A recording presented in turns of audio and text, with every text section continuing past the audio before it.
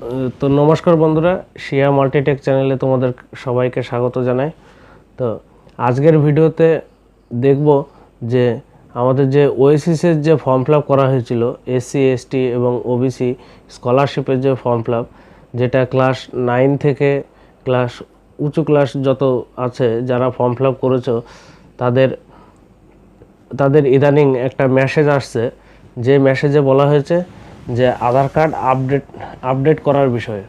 কিন্তু অনেকের ক্ষেত্রে সমস্যা হচ্ছে যে আধার কার্ড যখনই আমরা আপডেট করতে যাচ্ছি, আপডেট করার সময় সেখানে আধার কার্ডের নম্বর দিচ্ছি, নম্বর দেওয়ার পরে কি হচ্ছে সেটা আমাদেরকে ফেল বলছে, আধার অথেন্টিকেশন ফেল।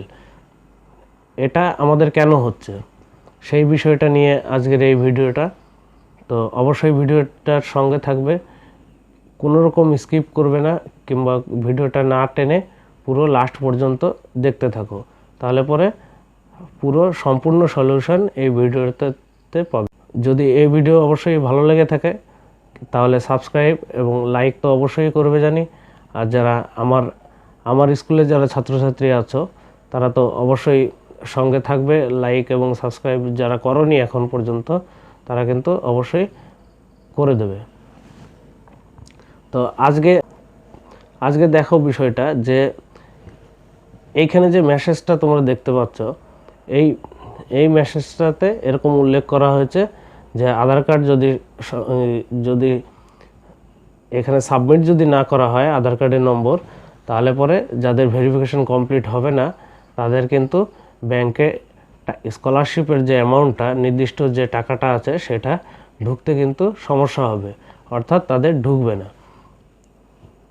এই হচ্ছে বিষয়। এবার আমরা জানবো যে কিভাবে এটা আমরা করব। তা আমরা নির্দিষ্ট যে প্রসেস অনুযায়ী গুগলে oasis.gov.in এটা লিখে যখন সার্চ করব, সার্চ করার পরে যে ওয়েবসাইট আসবে তারপরে আমাদের লগ ইন করতে হবে। লগ ইন করার পরে সেখানে ইউজার আইডি পাসওয়ার্ড দিলে পরে আমাদের ইউজার আইডি পাসওয়ার্ড এবং ক্যাপচা দিতে হবে সঙ্গে। ক্যাপচা দেওয়ার পরে তাহলে কিন্তু আমাদের ওয়েবসাইটটা খুলে যাবে। যে ইন্টারফেস আমাদের আসবে, সবার প্রথম অপশানে আমাদেরকে একটাই উইন্ডো দেওয়া থাকবে, নিচে কিন্তু লক থাকবে। উইন্ডো যে আমাদের অ্যাপ্লিকেশানটা ওটা কিন্তু লক অবস্থায় থাকবে, অন্য কিছু পরিবর্তন করা যাবে না। কিন্তু শুধুমাত্র ওখানে পরিবর্তন করা যাবে বলতে ওখানে প্রথমেই একবারে অপশান আছে যে সাবমিট করার, আধার কার্ডের নম্বরটা ওখানে সাবমিট করতে হবে। এখানে আধার কার্ডের নম্বরটা সাবমিট যখনই করব, নম্বরটা এন্ট্রি করার পরে সাবমিট করছি। তো অনেকের এখানে সাবমিট সাকসেসফুল হয়ে যায়, আবার অনেকের ক্ষেত্রে, বেশিরভাগ ক্ষেত্রে দেখা যাচ্ছে যে ওখানে ফেইল্ড বলে মেসেজ আসছে।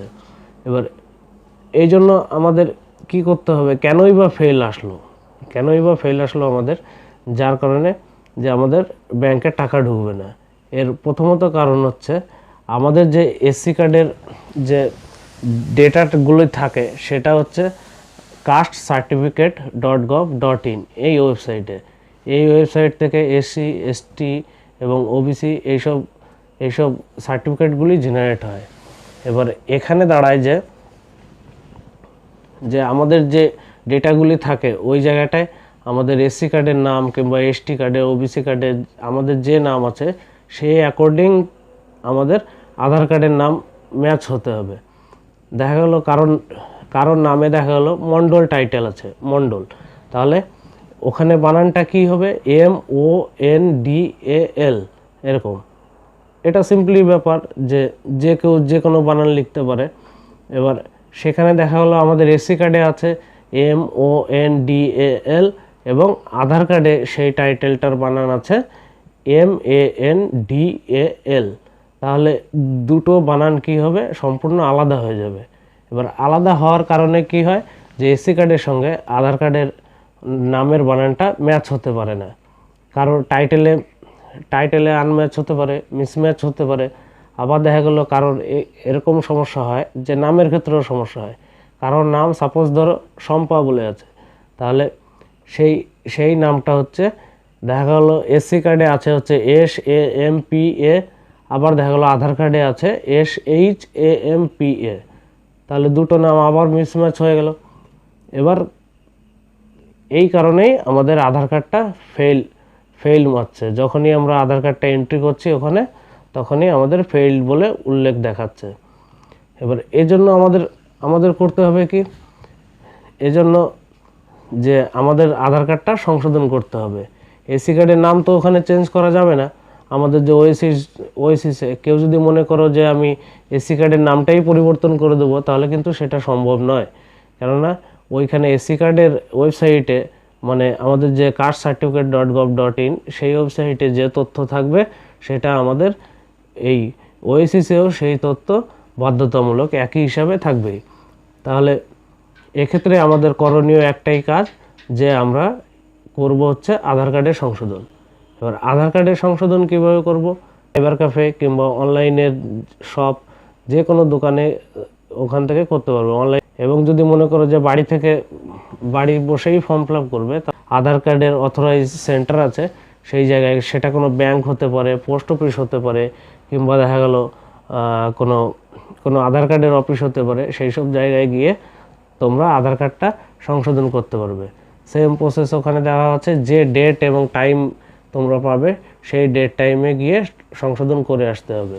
কিন্তু সেক্ষেত্রে মিনিমাম 7 দিন অপেক্ষা করতে হবে, কিংবা 3 দিনও হতে পারে, কিন্তু 7 দিন প্রায় হয়েই যায়। এবার ততদিনের মাথায় কিন্তু আধার কার্ডটা সংশোধন হবে। সেই সংশোধন হওয়ার পরে তখন আবার ওএসিসে গিয়ে আধার কার্ডের নম্বরটা ইনপুট করে দিলে সেখানে পুরোপুরি প্রবলেমটা সলভ হয়ে যাবে। তাহলে সলভ হওয়ার পরে তারপরে গিয়ে আমাদের এখানে এন্ট্রি করতে হবে ওএসিসে। তাহলে আশা করি এই ভিডিওতে সম্পূর্ণ ক্লিয়ার হলো যে কেন আমাদের এই এসএমএস এসছে আর কেন আমাদের এরকম ফেল বলছে, তার সলিউশন সম্পূর্ণ। তোমরা এই চ্যানেলটিকে অবশ্যই সাবস্ক্রাইব করে রাখবে এবং লাইক শেয়ার অবশ্যই করবে। অন্যান্য বন্ধুবান্ধব যারা ফর্ম ফিল আপ করেছে তাদেরকেও হেল্প হবে এইটা যদি শেয়ার করো। আর এই চ্যানেলের সঙ্গে অবশ্যই জুড়ে থাকবে, লাইক এবং সাবস্ক্রাইব তো অবশ্যই করবে।